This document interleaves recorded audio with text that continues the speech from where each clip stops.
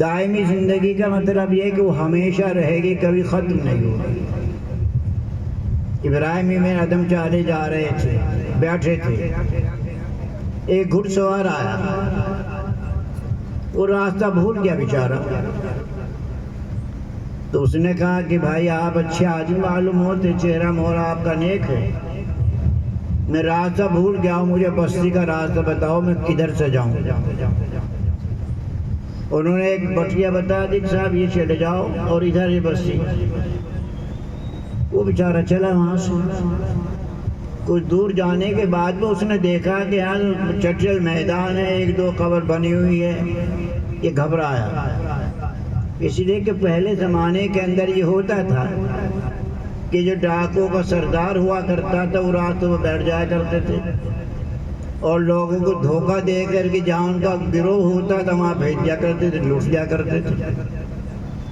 اس غریب کے ذہن میں یہ آیا کہ وہ ڈاکوں کا سردار ہے وہاں، اور اس نے مجھے بہکا کر کے یہاں پہ بھیجنا چاہا کہ تاکہ آگے ڈاکو ہوں گے مجھے لوٹ لیں گے۔ جلدی سے پلٹ کے آ گیا اور آ کر کے محترم آپ کا بشرا، آپ کا چہرہ، آپ کا لباس نیکو جیسا معلوم ہوتا ہے، میں نے آپ سے بستی کا راستہ پوچھا، مجھے ویران کا راستہ بتا دیا آپ نے، کیسے آدمی ہے آپ؟ اس نے جواب دیا کہ بھائی میں یہ سمجھ رہا تھا کہ تو بھی اہل دل ہے، کوئی انسان ہے، میں نہیں سمجھتا تھا کہ تو غلط فہمی میں مبتلا ہے، جسے تو آبادی سمجھ رہا وہ ویرانہ ہے، اور جسے تو ویرانہ کہہ رہا وہ آبادی ہے۔ اور پوچھا اچھا یہ بتاؤ اس شہر کے اندر، اس دیہات کے اندر، اس محل کے اندر، اس مکان کے اندر کوئی رہا؟ اس نے کہا نہیں۔ اور یہاں جو آ کر کے دفن ہوگا کوئی گیا کہ نہیں؟ تو یہ بتاؤ کہ یہ ویرانہ ہے یا وہ ویرانہ؟ یہ آبادی، یہ سارے کر و فر جو ہم دیکھ رہے ہیں یہ ویرانہ ہے حقیقت میں۔ آبادی وہی ہے جہاں جا کر کے بس گیا، وہاں سے کوئی آتا نہیں، وہیں رہتا۔ تو یہ آبادی ویرانی یا غیر ایرانی کی بات ہے۔ زندگی دو طرح کی ہے، ایک زندگی اس زندگی کو بنانے کے لیے، ایک عارضی زندگی کے لیے۔ پیغمبر علیہ السلام نے آخرت کی زندگی کو اعلیٰ بنانے کے لیے جس سے تمام امت کو فائدہ پہنچے وہ بتائے، اس کے اندر مختلف پہلو پر یہ حضرات آپ سے بات کریں گے۔ کیا حقوق لباس ہوتے ہیں، کیا حقوق شوہر ہوتا ہے، کیا حقوق، تمام حقوق کے بارے میں بات کریں گے، مجھے تفصیل میں نہیں جانا۔ البتہ یہ کہنا چاہتا ہوں کہ جس طرح سے وہ زمانہ جہاں برائی عام تھی، بھلائی کمزور ہوتی جا رہی تھی، نیکیوں کے دروازے بند ہوتے جا رہے تھے، برائیوں کے دہانے کھلتے چلے جا رہے تھے، آہستہ آہستہ وہ زمانہ اب ہمارے سامنے بھی آ گیا۔ ہمارا حال یہ ہو گیا ہے کہ ہم تقریر سن رہے ہیں، عام طور سے لوگوں کو سمجھا رہے ہیں، ربیع الاول سے محبت کر رہے ہیں، سیرت النبی کے جلسے ہو رہے ہیں، لیکن یہ کوشش نہیں کرتے کہ میرے نبی نے اس ماحول کے اندر جس طرح سے لوگوں کو سمجھایا اور آخرت کی زندگی کو بنانے کے جو اصول بتائے، ہم بھی ایسے وقت میں اگر کچھ کر سکتے ہیں تو اسے کرنے کی کوشش کریں۔ نبی علیہ السلام فرماتے ہیں من تمسک بسنتی عند فساد امتی فلہ اجر 100 شہید۔ جب لوگ سنتوں پر عمل کرنا چھوڑ دیں، اپنی منمانی کرنے لگیں، بیاہ شادی ہر موقع پر اپنی رائے چلنے لگے، اور ایسے موقع پر جا کر کوئی بندہ پیغمبر کی سنتوں میں سے کسی سنت پر عمل کرتا ہے، وہاں تو آدھا زندہ کرتا ہے یعنی عمل کرتا ہے، تو 100 شہیدوں کا ثواب ملتا ہے۔ کتنا ثواب ملتا ہے؟ 100 شہیدوں کا۔ اور شہیدوں کا مقام جانتے ہیں آپ کا؟ قرآن یہ کہتا ہے کہ انہیں مردہ بھی مت کہو۔ قرآن کریم کہتا ہے کہ شہید ہونے والے کو مردہ بھی مت کہو، اسی لیے کہ وہ تو جنت کے اندر پھل کھا رہے ہیں. اینما تسعوا، جلالین شریف والا لکھتا ہے اینما تسعوا، جہاں جاتے ہیں اڑتے ہیں، جہاں جاتے کھاتے ہیں. اللہ نے ان کو زندگی دے رکھی ہے. ان کو منع کیا گیا کہ مردہ بھی مت کھاؤ. اتنا بڑا ثواب ہے. اس کی تفصیل تو بہت زیادہ ہے کہ شہید کا کیا مقام ہے. لیکن میں آپ سے پوچھ رہا ہوں کہ ربیع الاول ہے اور پیغمبر اس مہینے کے اندر تشریف لائے برائی کو ختم کرنے کے لیے، اچھائی کو سینے سے لگانے کے لیے، لوگوں کو بتانے کے لیے. اس مہینے کے اندر یہ اجلاس ہو رہا ہے اور اتفاقی امر یہ ہے کل 12 ربیع الاول ہی ہے. اس وقت میں آپ تشریف لائے ہیں. یہاں پر دو طرح کا ہو سکتا ہے. ایک تو نوجوان بڑی بڑی تقریریں، لمبے واقعات آپ کو سنائیں گے، سننا چاہیے، خیر کا داعیہ پیدا ہوتا. لیکن ایک وہ ہوگا کہ جس کی وجہ سے آپ عملی وعدہ کر کے جائیں گے کہ اللہ کی سنت کو جو ہم نے اپنے گھروں سے ختم کر رکھا ہے، اور ایک سنت کے زندہ کرنے پہ، ایک سنت کے عمل کرنے پہ 100 شہیدوں کا ثواب ملے گا. کیا کریں گے آپ لوگ اس طرح سے؟ انشاءاللہ آپ تشریف لائیں، کریں گے یہ انشاءاللہ. ایمانداری سے بتائیں آپ. میرے نبی کی سنت یہ ہے کہ گھر میں جب کھانا کھاؤ تو دسترخوان بچھاؤ، توفیق ہو جائے تو سب مل کر کے کھاؤ. ہمارے گھر میں دسترخوان بچھتا ہے آپ میں سے کوئی؟ اگر نہیں ہے تو آج عہد کر کے جاؤ کہ دسترخوان بچھا کر کے کھائیں گے. آپ کے پاس اگر اچھا دسترخوان نہیں ہے، پلاسٹک کا نہیں ہے، آپ کے گھر میں کپڑے ہیں، ایک تھوڑا سا کپڑا پھاڑ لیجیے، دھل لیجیے، اس کو دسترخوان بچا لیجیے.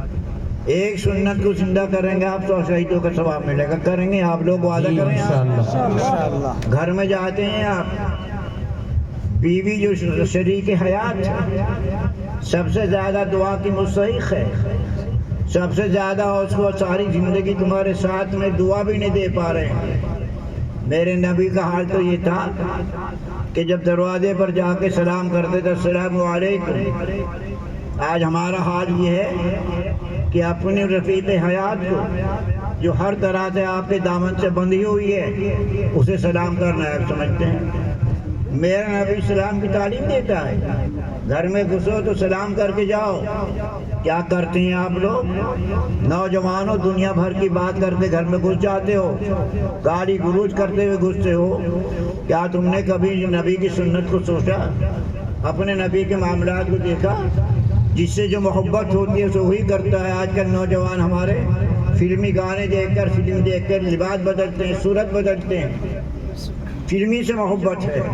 میرے رب کا محبت کرنے والے دعویٰ کر رہے ہیں کہ امتی ہیں، اللہ کے رسول سے محبت کرتے جان دے دیں گے، لیکن سنت کو ختم کر رہے ہیں. کیا محبت ہوئی نبی علیہ الصلوۃ والتسلیم سے؟ نبی نے تو فرمایا ہے کہ جب گھر میں گھسو سلام کر کے گھسو السلام علیکم.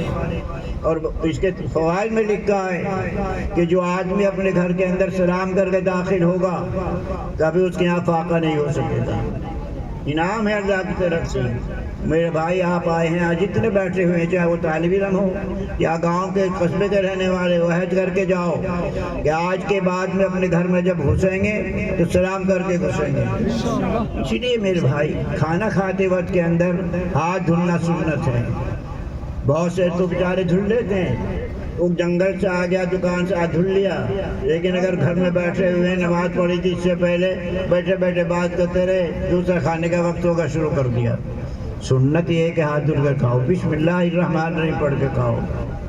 یہ ساری کی ساری وہ سنتیں ہیں کہ آپ کو کچھ بھی باہر نہیں، اپنی زبان کو ہلانا. آپ اذان ہو رہی ہے، پیغمبر علیہ الصلوۃ والتسلیم کی حدیث کے اندر ہے کہ جو مؤذن اللہ کی رضا کے لیے اذان پڑھتا ہے، دنیا کی کوئی غرض نہیں اس کی، قیامت کے دن خداوند عالم مشک کے ٹیلے پر بٹھا کر اس کا اعزاز فرمائیں گے، اس کا استقبال فرمائیں گے. لیکن تنہا یہ نہیں کہ اسے ملے گا، جو آدمی اذان کا جواب دیتا ہے، اذان کے جواب دینے والے کو بھی خداوند عالم ثواب سے محروم نہیں کرے گا. ہمارا حال یہ ہو رہا ہے کہ اذان ہو رہی ہے، موبائل چل رہا ہے، بات چل رہی ہے، یہ احساس نہیں ہو رہا کہ میرے نبی نے کتنا بڑا فرمایا ہے۔